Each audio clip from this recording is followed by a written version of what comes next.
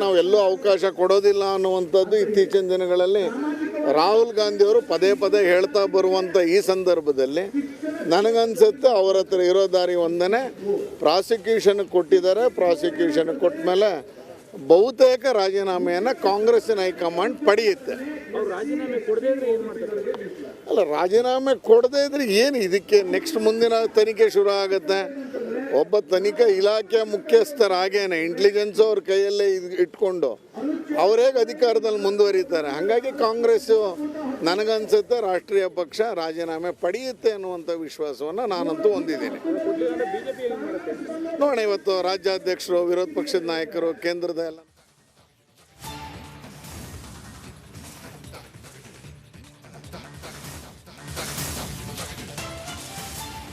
Live ಬರ್ಸಿ, live ಬನ್ನಿ.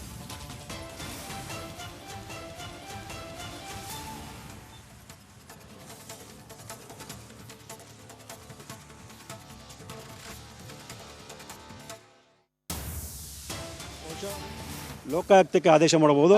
ಅದು ಆದೇಶ ಆದ ನಂತರ ನಾವು ಮತ್ತೆ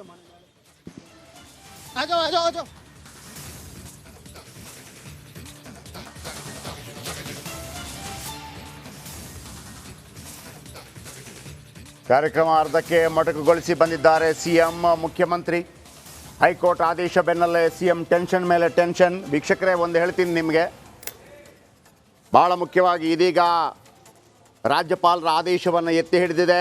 ಹೀಗಾಗಿ 2 ಪಾಯಿಂಟ್ ಉಂಟಾಗತ್ತೆ ಇಲ್ಲಿ. ಈಗ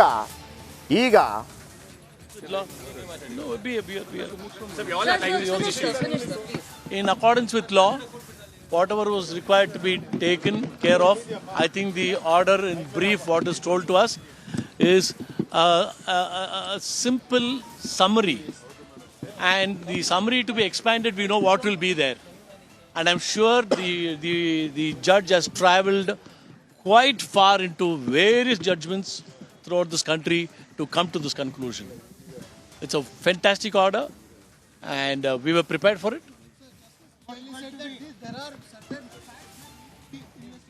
That is our argument also. Undisputable facts were there. So now I think I'll leave the field to my counsel to speak. See, the writ, I think we can move there, right? Yeah. Okay. So how you see this answer? The writ petition. Okay. The writ petition challenging the order of approval passed by His Excellency the Honorable Governor of Karnataka has been dismissed, and the summary of the judgment would be that the facts envisaged in the complaint would undoubtedly warrant investigation, firstly, and secondly, the act of the complainant seeking approval from His Excellency the Honorable Governor of Karnataka is lawful, and there are absolutely no infirmities in connection to the same. The kind of facts and figures Please. Yes.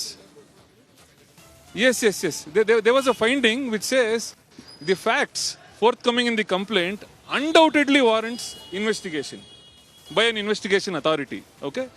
And it is also the finding that the Honorable Governor, His Excellency the Governor, has exercised abundant caution and has traversed through all relevant material before coming to the conclusion as to whether to grant sanction or not. And therefore, sanction granted under Section 17A is upheld by the Honorable High Court of Karnataka. No. See, they sought for extension of stay pending appeal period. Okay.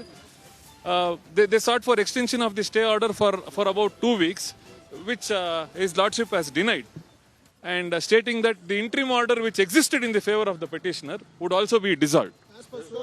So as of now, there is absolutely no difficulty for the special court of legislators to proceed with the complaint in accordance with law. So what will be like if you want to involve some agency to investigate the matter, which agency would you prefer? See, as of now, it is the Lokayukta which would be brought into the picture before the special court. And thereafter, we would think of whether to getting it referred to the CBI or any other investigation authority. If at all, if we feel that the investigation is not on the proper track, since Lokayukta being a state agency, we would approach the Honorable High Court of Karnataka seeking investigation by a special agency. Do you expect the information petition in the division bank? What will be your preparation for that? Tell the challenges. You see,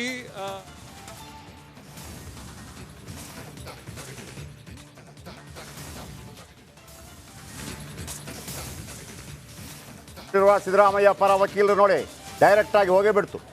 high court ವಿಭಾಗೀಯ ಪೀಠಕ್ಕೆ ಮೇಲ್ಮನವಿ ಸಲ್ಲಿಸಲಿರುವ ಪೀಠ. So ಹಾಗಾಗಿ ಮತ್ತೆ ಇದು ಒಂದು ರೀತಿಯಲ್ಲಿ ಕೊಟ್ಟಂಗಾಗಿದೆ.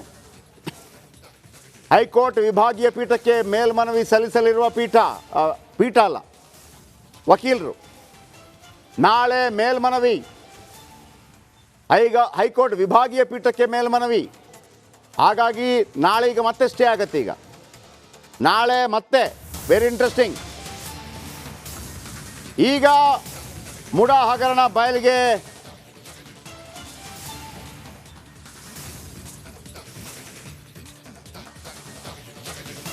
ಇದು ರಿಪಬ್ಲಿಕ್ ಕನ್ನಡದ ಬಿಗ್ ಇಂಪ್ಯಾಕ್ಟ್. ಸಾಧ್ಯವಾದರೆ ಆ ವಿಜುವಲ್ ಹಾಕಿ.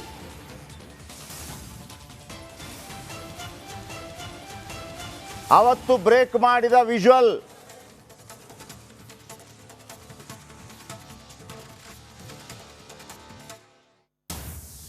ಇದು ರಿಪಬ್ಲಿಕ್ ಕನ್ನಡದ ಬಿಗ್ ಇಂಪ್ಯಾಕ್ಟ್. ನಾವು ಬ್ರೇಕ್ ಮಾಡಿದ ವಿಜುವಲ್ ಇದ್ದರೆ ಮಾತ್ರ ಅದು ದಾಖಲೆ.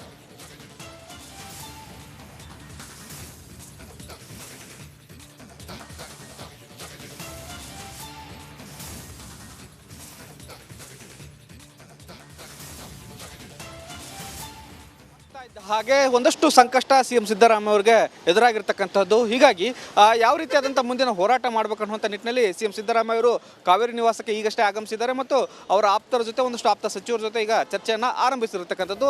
ಆದರೆ ಇಲ್ಲಿ ಮುಂಜಾಗ್ರತಾ ಕ್ರಮವಾಗಿ ಹೆಚ್ಚುವರಿ ಭದ್ರತೆಯನ್ನು ಬೆಳಗ್ಗೆಯಿಂದನೂ ಕೂಡ ಕಾವೇರಿ ನಿವಾಸದ ಬಳಿ ಒದಗಿಸಲಾಗಿತ್ತು. ಈಗ ಪೊಲೀಸರು ಕೂಡ ಅಲರ್ಟ್ ಆಗಿರ್ತಕ್ಕಂಥದ್ದು. ಯಾಕಂದರೆ ಯಾವುದೇ ಸಂದರ್ಭದಲ್ಲೂ ಕೂಡ ಒಂದಷ್ಟು ಪ್ರತಿಭಟನೆಗಳಾಗಬಹುದು ಮತ್ತು ಅಹಿತಕರ ಘಟನೆಗಳ ಯಾವುದೇ ರೀತಿ ಆಗಬಾರ್ದು ಅನ್ನುವಂಥ ನಿಟ್ಟಿನಲ್ಲಿ ಹೆಚ್ಚಿನ ಭದ್ರತೆಯನ್ನು ಬೆಳಗ್ಗೆಯಿಂದ ಒದಗಿಸಲಾಗಿತ್ತು. ಈಗ ಪೊಲೀಸ್ ಎಲ್ಲರೂ ಅಲರ್ಟ್ ಆಗಿ 2 KSRP ತುಕಡಿಗಳನ್ನು ಇಲ್ಲಿ ನೇಮಿಸಲಾಗಿತ್ತು. ಈಗ ಅವರೆಲ್ಲರೂ ಕೂಡ ಗೇಟ್ ಮುಂದೆ ಬಂದಿರತಕ್ಕಂಥದ್ದು ಮತ್ತು ಗೇಟನ್ನು ಕೂಡ ಯಾರನ್ನೂ ಕೂಡ ಸುಖಾಸುಮ್ಮನೆ ಒಳಗೆ ಬಿಡದೆ, ಯಾರು CM ಅವ್ರನ್ನ ಪರ್ಮಿಷನ್ ತೆಗೆದುಕೊಂಡು ಭೇಟಿಗೆ ಬರ್ತಾರೆ ಅಥವಾ ಸಚಿವರು ಬರ್ತಾರೆ ಅಂಥವರಿಗೆ ಮಾತ್ರ ಈಗ ಅವಕಾಶವನ್ನು ಈ ಒಂದು ಕಾವೇರಿ ನಿವಾಸಕ್ಕೆ ಕೊಡ್ತಿರ್ತಕ್ಕಂಥದ್ದು.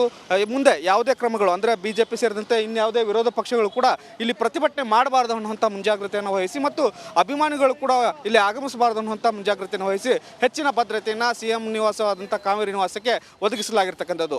ಕ್ಯಾಮ್ರಾಮನ್ ಮಂಜುನಾಥ್ ಜೊತೆ ಬಸವರಾಜ್ ಚರಂತಿಮಠ್, ರಿಪಬ್ಲಿಕ್ ಕನ್ನಡ, ಇದು ನಿಮ್ಮ ಧ್ವನಿ. ವೈಟ್ನರ್ ಹಾಕಿದ್ದು